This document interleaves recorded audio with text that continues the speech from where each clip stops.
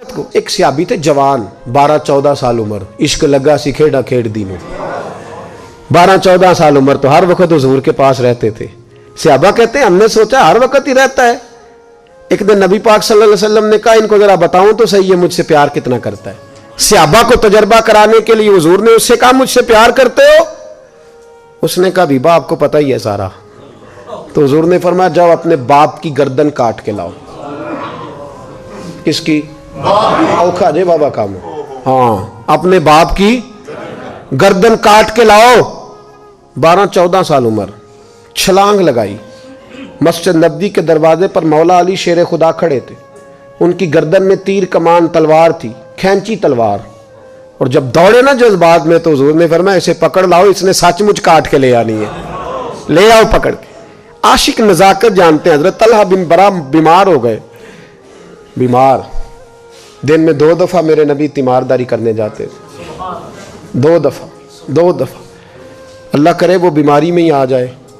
چر ہویا مینو ترلے لیندیاں کدی موڑ میرے ول واگاں, خواب میری وچ ایک وار جہاں میں ساری عمر نہ جاگاں.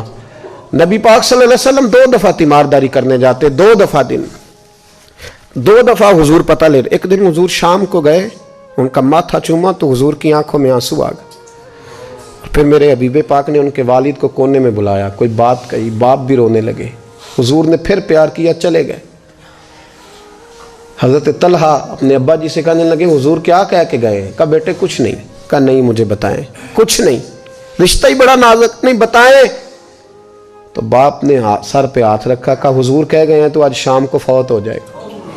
اور جب حضور نے کہا جب اس کا انتقال ہو جائے تو مجھے خبر کرنا. والد کو 4 پہ بٹھا کے تو حضرت طلحہ نے ہاتھ پکڑ لیا. عشق تیاگ دومی ایک برابر, پر عشق دا سیک ودھیرا. اگ تے ساڑے ککھ تے کانے, عشق ساڑے تن میرا. او اگ دا دارو می تے پانی, مینوں کوئی دسے عشق دا دارو کیڑا. بلے شاہ اتھے کچھ نہیں بچدا جتھے عشق ہوراں دا ڈیرا. ہاتھ پکڑا باپ کا اور کہنے لگے ابا جی ایک وعدہ کرو, رات کو جب میں فوت ہو جاؤں تو نبی پاک کو اطلاع نہیں دینی, خبر. کہا بیٹے حضور کہہ گئے ہیں دینی ہے, تو کہتا نہیں دینی, کیوں؟ عاشق نزاکت جانتے ہیں. اگرچہ 12-14 سال عمر تھی پر عشق پکا تھا نا, نزاکت سمجھتے تھے.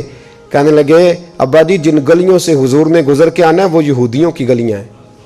ایسا نہ ہو میرے جنازے کی خاطر حضور گزرے اور کوئی میرے نبی کو تکلیف دے دے, اس لیے خبر نہیں کرنی مصطفیٰ کو. آپ جنازہ پڑھ کے دفنا دینا. رات کو انتقال ہوا, باپ نے جنازہ پڑھا, دفن کیا. سارا کچھ جاننے والے رسول آئے. کہا مجھے بتایا کیوں نہیں؟ عرض کی محبوبہ, کہتا تھا حضور کو تکلیف نہیں دینی, میری ذات کی خاطر تکلیف نہ دینا, نہ کوئی یہودی تکلیف نہ پہنچا دے. گلیاں یہودیوں کی ہیں, قربان جائیں. ساری دنیا روضہ رسول پہ, اور میرے رسول نے فرمایا مجھے بتاؤ اس کی قبر کہاں ہے. ساری دنیا روضہ رسول پہ, اور نبی پاک اس غلام کی قبر پہ کھڑے آنسو بہ رہے ہیں. صحابہ کہتے ہیں ہر قبر پہ دعا یہ ہوتی تھی یا اللہ قبر کشادہ کر دے, یا اللہ اس کا حساب آسان کر دے. یہاں دعا بھی انوکھی, اس کے لیے دعا بھی انوکھی, رشتہ ہی بڑا نازک ہے.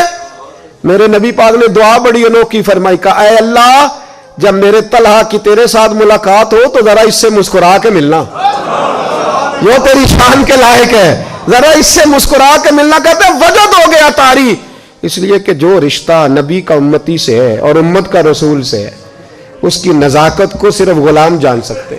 غلام جان. میں نے پچھلے جمعے بھی کہا تھا, مجھے ایک شخص کہنے لگے آپ بتیاں لگاتے ہیں, جھنڈیاں لگاتے ہیں. میں نے کہا بس نہیں چلتا, ہم تو تارے بھی لگا دیں, ہمیں ہمارا پتہ ہی نہیں. میرا دل کرتا ہے گلی گلی پھروں اور یہ نعرہ لگاؤں جان ہے عشق مصطفیٰ, روز فضو کرے خدا, جس کو ہو درد کا مزہ وہ نازے دوا اٹھائے کیوں, اور پھر کے گلی گلی تباہ ٹھوکریں سب کی کھائے کیوں.